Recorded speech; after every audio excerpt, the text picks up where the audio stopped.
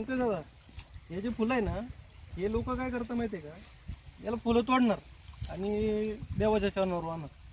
पण लोकांचे हेच लक्षात येत नाही आहे का हे जे फुल आहे ना, हे आत्ता आहे तर एकदम टवटवीत आहे, पण हे जर तोडलं देवाच्या चरणावर वाहिलं थोड्याच वेळात 5-10 मिनिटात ते कोमे जायला सुरुवात होते.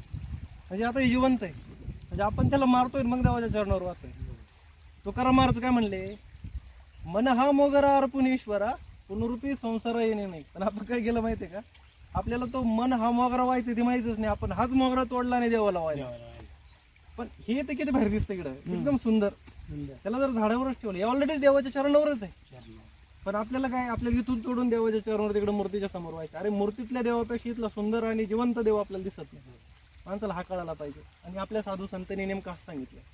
पण आपण येडे लोक काय करतो, चांगलं फुल तोडतो, म्हणजे त्याचं जीव घेतल्यासारखंच आहे. आपल्याला आपल्या जीवनाचं फुल वाहता आलं पाहिजे.